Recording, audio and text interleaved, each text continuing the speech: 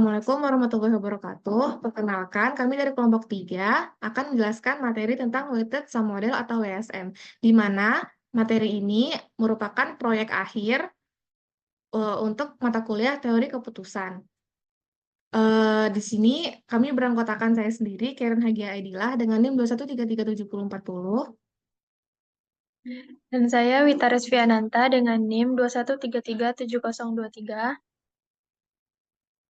Dan saya Nini Ardiani dengan NIM 2133712. Langsung saja untuk bagian pendahuluan akan dijelaskan oleh Wita. Kepada Wita dipersilahkan.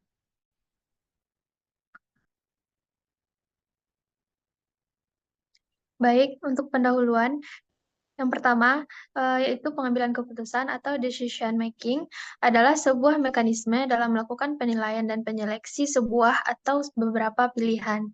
Ketetapan pengambilan keputusan dirumuskan setelah menjalani beberapa proses perhitungan rasional dan penjualan alternatif. Proses pengambilan keputusan saat ini menjadi semakin kompleks ketika melibatkan berbagai kriteria dan faktor yang harus dipertimbangkan. Oleh karena itu, diperlukan metode dan alat yang efektif untuk membantu pengambilan keputusan dalam memilih alternatif terbaik di antara banyak pilihan. Weighted Sum Model ini adalah metode pengambilan keputusan yang sederhana dan mudah dipahami. Metode WSM dikenal memiliki alur algoritma sederhana, mudah dipahami, dan mudah untuk diterapkan. Berdasarkan kriteria yang telah ditentukan, maka metode ini dapat melakukan perangkingan terhadap setiap atribut dan menghasilkan alternatif.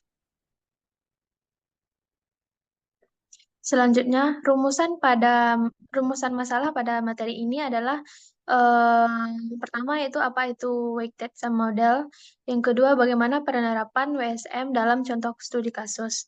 Kemudian untuk tujuan dari materi weighted sum model ini adalah untuk mengetahui apa itu weighted sum model dan untuk mengetahui cara kerja penerapan weighted sum model ini terhadap contoh studi kasusnya.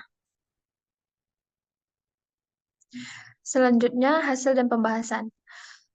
Metode weighted sum model ini merupakan salah satu metode pengambilan keputusan dengan menerapkan konsep perkalian antara bobot dan alternatif. WSM juga sering digunakan pada permasalahan dimensi tunggal. Jika terdapat adalah alternatif dan N kriteria, maka alternatif terbaik dapat dirumuskan sebagai berikut. AJ pangkat WSM kurang skor sama dengan untuk sigma di mana WJ XIJ untuk J sama dengan 1 sampai N. Dan di mana AJ WSM skor ini adalah nilai WSM-nya, I sama dengan 1, 2, 3 sampai M, dan merupakan nilai dari alternatif terbaik. Untuk N adalah banyaknya kriteria, WJ bobot dari setiap kriteria, XIJ adalah nilai dari matriks X, AJJ yang adalah digunakan untuk mengurutkan alternatif keputusan di mana alternatif yang memiliki nilai terbesar akan diletakkan paling atas atau alternatif yang dipilih.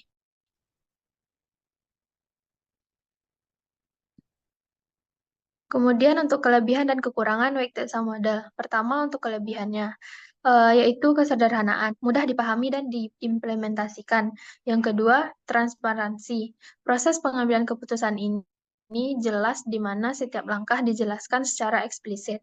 Kemudian fleksibilitas, bisa disesuaikan dengan berbagai konteks keputusan dan pengambilan keputusan dapat menyesuaikan bobot dan kriteria berdasarkan preferensi mereka. Kemudian kelemahannya. Kelemahan dari weighted sum model ini yang pertama adalah skala yang sama. Hanya berlaku jika semua kriteria diukur dalam skala yang sama.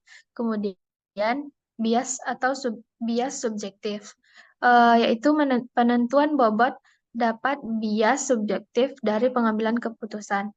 Yang ketiga yaitu pengabaian interaksi, yaitu mengabaikan interaksi antara kriteria yang dapat mempengaruhi hasil. Selanjutnya akan dijelaskan contoh kasus akan dijelaskan oleh Nini. Kepada Nini dipersilakan. Baik, kita masuk ke contoh kasus. Kasus untuk penentuan kelaikan kredit pada beberapa calon kreditor. Pada kasus ini ada 4 calon kreditor yang akan ditentukan layak menerima kredit.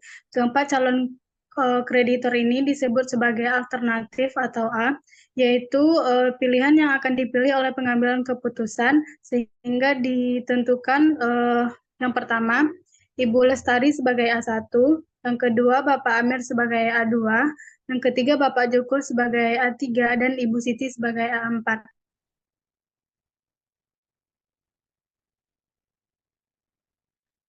Selanjutnya, kriteria atau syarat penentuan kelayakan kredit disebut sebagai kriteria C, sedangkan bobot untuk mengetahui tingkat kepentingan dari kriteria ditentukan berdasarkan kriteria bobot.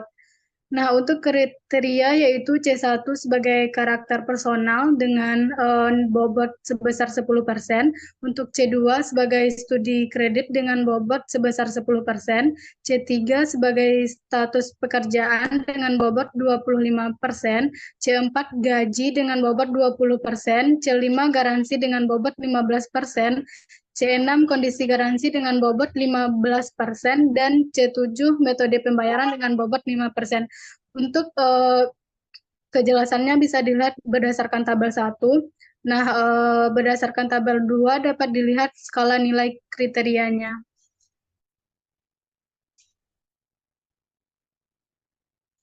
Setelah data kriteria dan data alternatif ditentukan, kemudian digabungkan dalam satu tabel agar mempermudah perhitungan penentuan nilai dari setiap kriteria terhadap alternatif.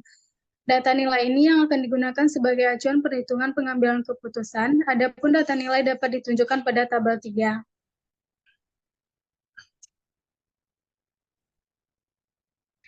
Selanjutnya, perhitungan manual untuk pengambilan keputusan dengan metode WSM menggunakan rumus WSM dapat dilihat sebagai berikut, di mana berdasarkan perhitungan manual diperoleh nilai VA1 sebesar 88,25, untuk VA2 sebesar 86,25, untuk A3 diperoleh nilai sebesar 76,25, dan untuk VA4 diperoleh nilai sebesar 78,25.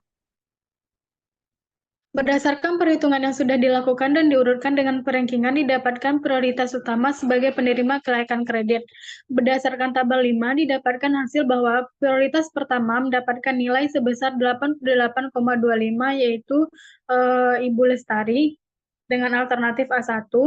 Prioritas 2 mendapatkan nilai 86,25, yaitu Bapak Amir.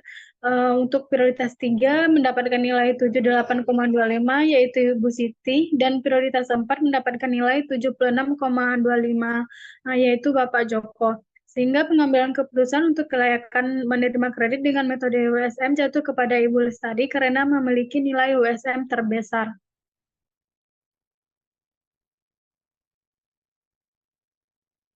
Selanjutnya untuk program L, hasil dari perhitungan WSM dengan R menghasilkan nilai yang sama dengan perhitungan WSM manual. Berdasarkan gambar 1, didapatkan hasil bahwa prioritas 1 mendapatkan nilai 88,25, yaitu untuk Ibu Lestari. Prioritas 2 mendapatkan nilai 86,25, yaitu Bapak Amir. Prioritas 3 mendapatkan nilai 78,25, yaitu Ibu Siti. Prioritas 4 mendapatkan nilai 76,25, yaitu Bapak Joko. Sehingga pengambilan keputusan untuk kelayakan menerima kredit dengan metode WSM jatuh kepada Ibu Lestari karena memiliki nilai WSM terbesar. Selanjutnya untuk studi kasus akan dijelaskan oleh Karin. Baik, untuk studi kasus weighted sum model, di sini kami mengambil penelitian yang dilakukan untuk penentuan prioritas penerima bantuan fisik gedung sekolah menengah atas di Kabupaten Madiun, Jawa Timur dengan metode weighted sum model. Data kriteria merupakan faktor-faktor untuk menentukan prioritas penerima bantuan fisik gedung, di mana faktor-faktor yang menjadi data kriteria penelitian ini dapat ditunjukkan pada tabel 6. C1 merupakan jumlah guru dengan bobot 0,2, C2 merupakan jumlah murid dengan bobot 0,2, C3 merupakan jumlah ruang kelas dengan bobot 0,15, C4 merupakan jumlah laboratorium dengan bobot 0,15, C5 merupakan jumlah perpustakaan dengan bobot 0,15, dan C6 merupakan luas tanah dengan bobot 0,15. Penelitian ini juga memanfaatkan data alternatif yang merupakan nama-nama sekolah menengah atas di Kabupaten Madiun, Jawa Timur.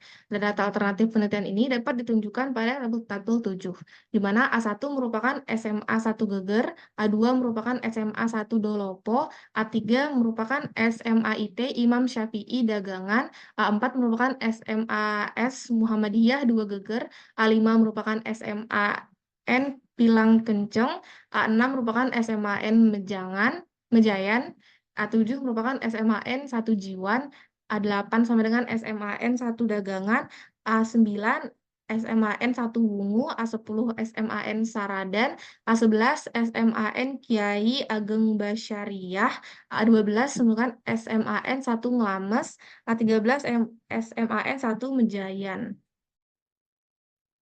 Selanjutnya, setelah data kriteria dan data alternatif dikumpulkan, kemudian menentukan nilai dari setiap kriteria terhadap alternatif. Data nilai ini yang akan digunakan sebagai acuan perhitungan pengambilan keputusan. Data nilai dapat dilihat pada tabel 7.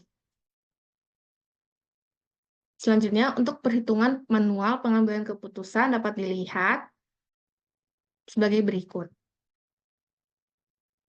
Setelah didapat nilai-nilai akhir dengan rumus WSM, dapat dilihat pada tabel 9, itu menampilkan rekomendasi 5 sekolah yang menjadi prioritas utama sebagai penerima bantuan fisik gedung. Namun demikian, pengguna juga dapat melihat urutan dari nama-nama sekolah beserta nilai akhirnya. Berdasarkan tabel 9 ini, didapatkan bahwa ternyata prioritas utama itu mendapatkan nilai 5.711, yaitu SMA 2 Mejayan dengan kode alternatif A6. Prioritas kedua mendapatkan nilai 4.699, yaitu SMA 1 Nglames dengan kode alternatif A12.